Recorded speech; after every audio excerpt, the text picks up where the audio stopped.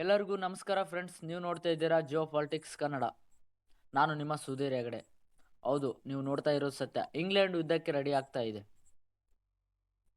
Bharat ಸ್ವತಂತ್ರಗೊಂಡಾಗಿನಿಂದ Britain ಯಾವುದೇ major ಆದಂಥ ಯುದ್ಧ ಕೈಗೊಂಡಿಲ್ಲ. ಒಂದು ನೆನಪಾಗುತ್ತೆ, 1982ರಲ್ಲಿ ಪೋಕ್ಲೆಂಡ್ ವಾರ್ ಆಗಿತ್ತು ಅಗೇನ್ಸ್ಟ್ ಅರ್ಜೆಂಟೀನಾ. ಅದು ಬಿಟ್ಟು ಇಂಗ್ಲೆಂಡ್ ಯಾವುದೇ ಮೇಜರ್ ಆದಂಥ ಯುದ್ಧದಲ್ಲಿ ಭಾಗವಹಿಸಿಲ್ಲ. ಕೇವಲ ನ್ಯಾಟೋ ಕಂಟ್ರೀಸ್ ಜೊತೆಗೆ ಅಥವಾ US ಜೊತೆಗೇನೆ ಮಿಲಿಟರಿ ಕಾನ್ಫ್ಲಿಕ್ಟಲ್ಲಿ ಭಾಗವಹಿಸಿರೋ. ಪ್ರಪಂಚದ ಎಲ್ಲ ಮೀಡಿಯಾಗಳು ಮತ್ತು ಬ್ರಿಟನ್ನ ಮೀಡಿಯಾಗಳು ಇಂಗ್ಲೆಂಡ್ ಯುದ್ಧಕ್ಕೆ ರೆಡಿ ಆಗ್ತಾ ಇರೋದನ್ನು ಇಲ್ಲಿ ಕಾಣಬಹುದಾಗಿದೆ. ಫಾರ್ ಎಕ್ಸಾಂಪಲ್, ಬ್ರಿಟನ್ನ ಒಂದು ಮೀಡಿಯಾ ಔಟ್ಲೆಟ್ ಆದ ದ ಟೆಲಿಗ್ರಾಫ್ನ ಆರ್ಟಿಕಲ್ ಇಲ್ಲಿ ನೀವು ಕಾಣಬಹುದಾಗಿದೆ. ಬ್ರಿಟನ್ನ ದೊಡ್ಡ ದೊಡ್ಡ ಕಂಪನಿಗಳು ವರ್ಲ್ಡ್ ವಾರ್ಗೆ ತಯಾರಿ ಮಾಡ್ಕೊಳ್ತಾ ಇವೆ.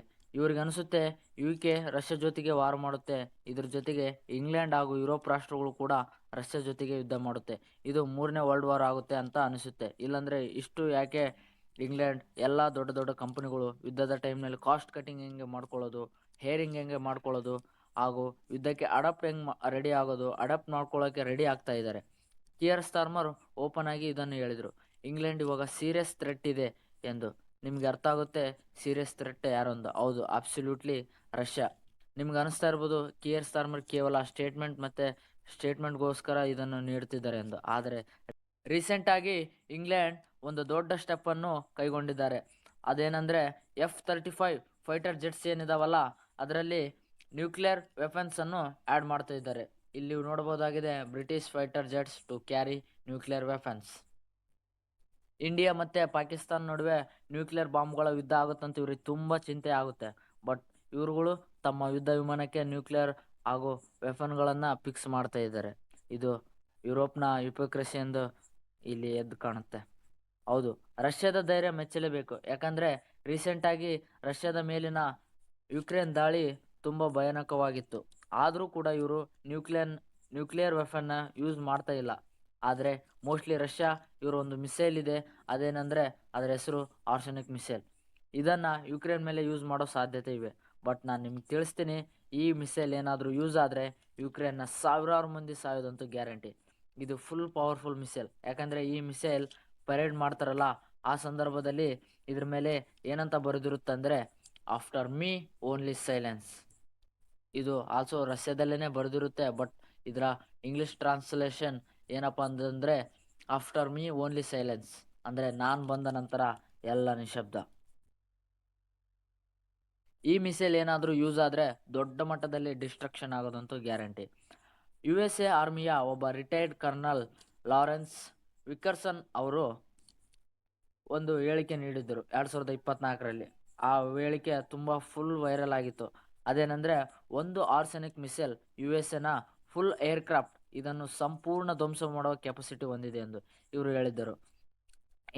ನೀವು ಇಲ್ಲಿ ಅಂದಾಜು ತಗೊಳ್ಬೋದು, ಇಂಡಿಯನ್ ಏರ್ಕ್ರಾಫ್ಟ್ ಕ್ಯಾರಿಯರ್ಸ್ ಏನಿರ್ತಾವಲ್ಲ, ಅವು ಡಿಸ್ಪ್ಲೇಸ್ಮೆಂಟ್ ವೇಟ್ ಅದು 40,000ದಿಂದ 60,000 ಟನ್ವರೆಗೆ ಇರುತ್ತೆ. ಬಟ್ US ಏರ್ಕ್ರಾಫ್ಟ್ನ ಒಂದು ವೇಟ್ ಏನಿರುತ್ತೆ ಅದು 1,00,000 ಟನ್ಕಿಂತ ಜಾಸ್ತಿನೇ ಇರುತ್ತೆ. ಆದ್ದರಿಂದ ಆರ್ಸೆನಿಕ್ ಮಿಸೈಲ್ ಎಷ್ಟು ಶಕ್ತಿಶಾಲಿ ಎಂದು ನೀವಿಲ್ಲಿ ತಿಳಿಯಬಹುದಾಗಿದೆ.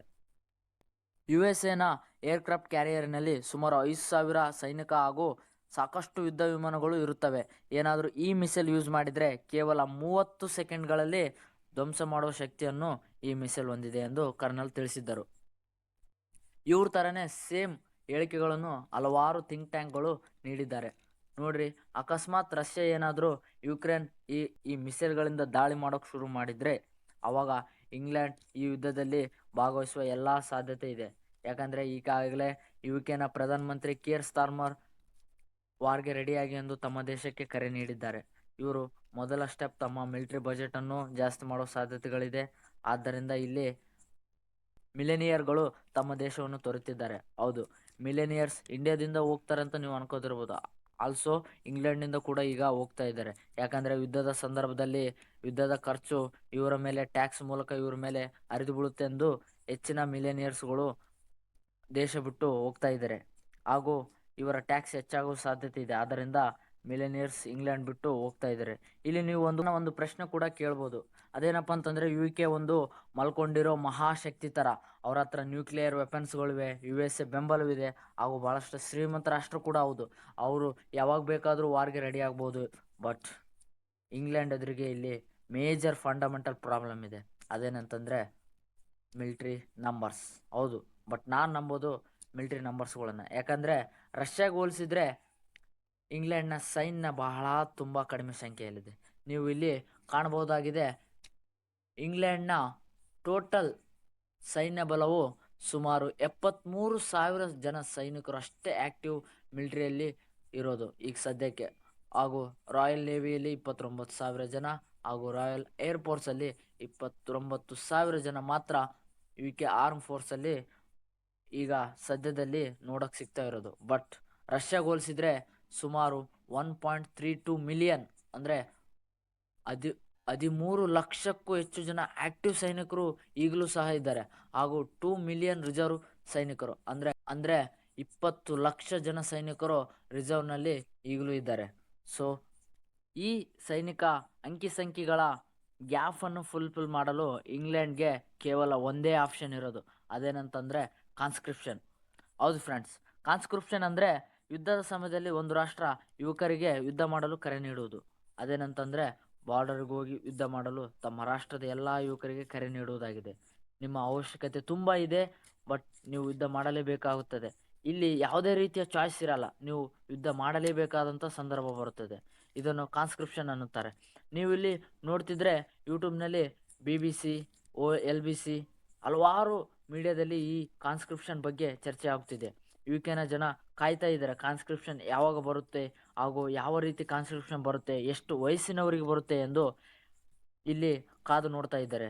ಹಾಗೂ ಅದೇ ಥರ ನಾವು ಭಾರತೀಯರು ಕೂಡ ಇಲ್ಲಿ ಕಾದು ನೋಡಬೇಕಾಗಿದೆ. ಯಾಕಂದರೆ ಇಂಗ್ಲೆಂಡ್ ಮೊದಲ ಬಾರಿಗೆ ಭಾರತೀಯರನ್ನು ಬಿಟ್ಟು ಒಂದು ದೊಡ್ಡ ಮಟ್ಟದ ಯುದ್ಧಕ್ಕೆ ರೆಡಿ ಆಗ್ತಿದೆ. ವರ್ಲ್ಡ್ ವಾರ್ 1 ಮತ್ತು 2ರಲ್ಲಿ ಸುಮಾರು 30 ಲಕ್ಷಕ್ಕೂ ಅಧಿಕ ಜನ ಭಾರತೀಯರು ತಮ್ಮ ಪ್ರಾಣವನ್ನು ಬಿಟ್ಟಿದ್ದಾರೆ. ಇತಿಹಾಸದ ಒಂದು ದುಃಖಮಯ ಸಂಗತಿಯಾದರೂ ಯಾರು ಕೂಡ ನಮ್ಮನ್ನು ಪರಿಗಣಿಸಿಲ್ಲ. ಇವಾಗ ಇಡೀ ವಿಶ್ವವೇ ನಮ್ಮ ಕಡೆ ನೋಡ್ತಾ ಇದೆ. ಕಾಮೆಂಟ್ನಲ್ಲಿ ತಿಳಿಸಿ ಫ್ರೆಂಡ್ಸ್, ನಾವು ಭಾರತೀಯರು ಯಾವ ಕಂಟ್ರಿಗೆ ಸಪೋರ್ಟ್ ಮಾಡಬೇಕೆಂದು.